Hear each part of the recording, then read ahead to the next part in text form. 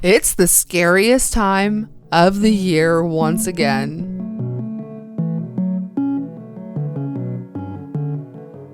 Welcome back, ghouls and gals. We are beginning our cult horror movie review week.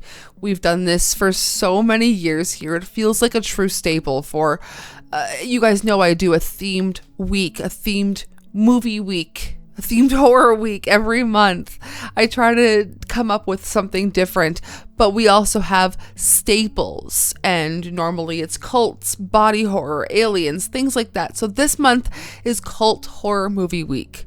I will leave the whole playlist linked down below if you'd like to see the origins of this series. I will leave the Letterboxd list linked down below if you'd like to log and follow along with the movies that I've talked about. I find cults so fascinating. I find them to be so scary, so weird, odd, the practices. It's just such a fascinating subsect of people. And you guys, if you follow my physical media hauls, you know I've been collecting L. Ron Hubbard books, which are the scariest things I think in my collection. But like, whoever keeps donating those, I just want to talk. Anyways, today I have 7 horror movies about cults, and not necessarily all horror movies, but I will say it's a subgenre of horror that's not necessarily horrific, but the themes are still scary. So if you enjoyed this video, please go ahead and give it a thumbs up, subscribe for more, check out all of my links down below if you would like to see any more of me or support the channel any further. Our podcast episode this week will be about Candyland from 2022, and our movie review at the end of the week will be for a movie that I have talked about, mentioned, but I haven't fully gone in depth yet, about Dark Match from 2024. So let's get into our list. I have 7 movies to talk about. Let's begin with The Believers from 1987. Mourning the accidental death of his wife and having just moved to New York with his young son, police psychologist Cal Jameson is reluctantly drawn into a series of grisly, ritualistic murders involving the immolation of 2 youths. Now, this one somewhat reflects the story of Rosemary's Baby. I know that can get redundant. This was in the 80s, so I feel like it wasn't totally overdone yet, but this, I just want to warn you in case you're like, oh, this may seem a little familiar. This one is on Tubi right now if you want to check it out. But moving on to a film I love that we've rewatched a few times now, Starry Eyes from 2014. A hopeful young starlet uncovers the ominous origins of the Hollywood elite and enters into a deadly agreement in exchange for fame and fortune. This one feels a little too on the nose, if you know what I mean, but I love Alex Esso. I love the whole production behind this. It feels so grimy and realistic. And speaking of that, Alex Esso actually opted to put real bugs in her mouth instead of just doing it the like CGI way, like they did it practically. The commitment to the squirmy wormies in your gullet, it's just, I really commend her for that. This is another one that is on Tubi right now, so you can watch it for free.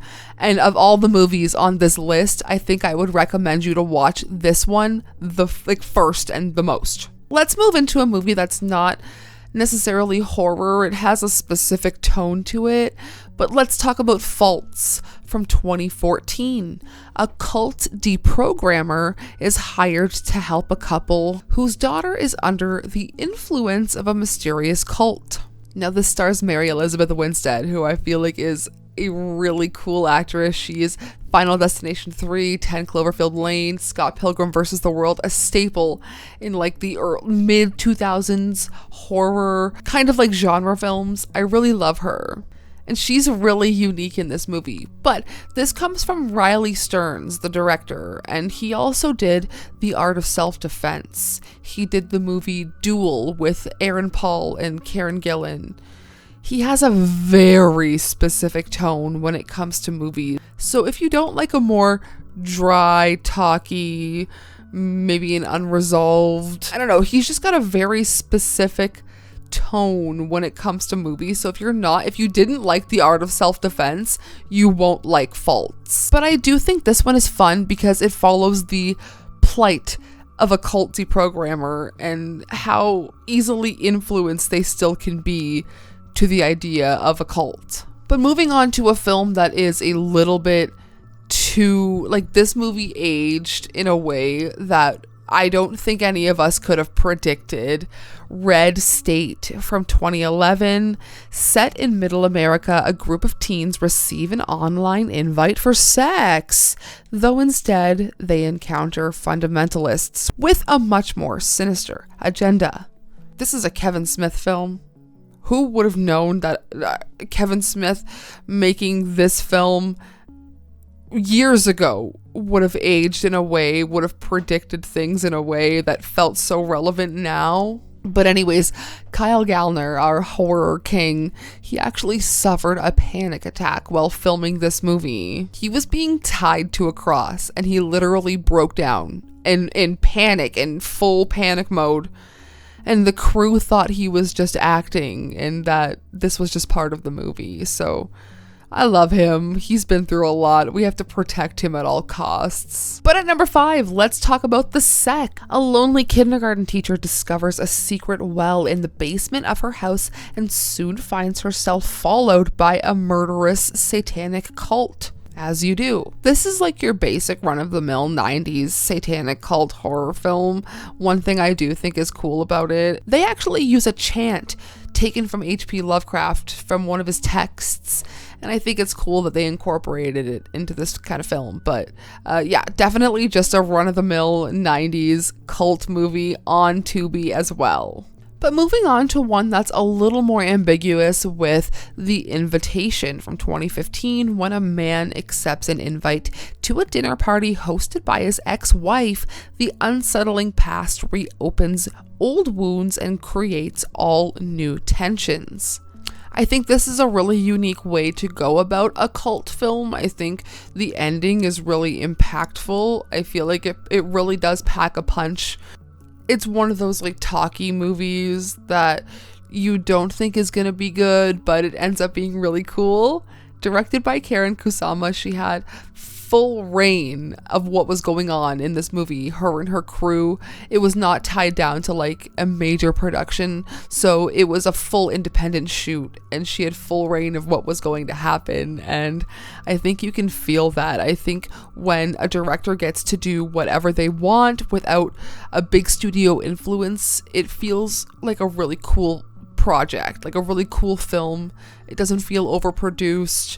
It just feels like the right kind of tone, the right person to be behind the wheel for a movie like this. But anyways, let's move into Dark Waters from 1993. So many movies called Dark Waters. Whatever. After the death of her father, a young woman travels to a remote convent on an island in the Black Sea to find out why her father funded it for so many years. Now this one it leans more on Italian folk horror. It's trying to revive the 70s and 80s folk horror genre, and I think it's a really cool, unique take on it.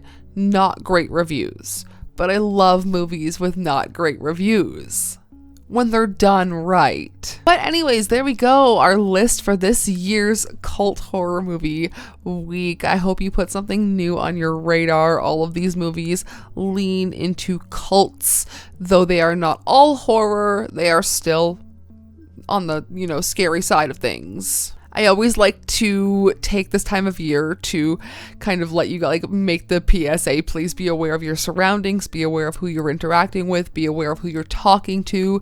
People people who are in cults, who are manipulated like this, are really persuasive, are really manipulative, and they love to just try to rope you in. I would know. I have a regular customer who is a Jehovah's Witness, and I get pamphlets and things left in my desk, on my desk, around my desk all the time. So, yeah, she's been persistent for the past 7 years. She now knows my name. She now knows where my mom works. It's getting a little creepy, guys. But anyways, that's all for today's video. I will see you on Wednesday for a new podcast episode and on Saturday for a movie review. So let me know which movies I am missing. Check out the Letterboxd list before you recommend anything though, because I asked on Instagram for movies like deep cuts about cults. And you guys just kept recommending me Midsommar, and like, there's other movies out there. So I'll see you guys on Wednesday. Sayonara, spooky fam.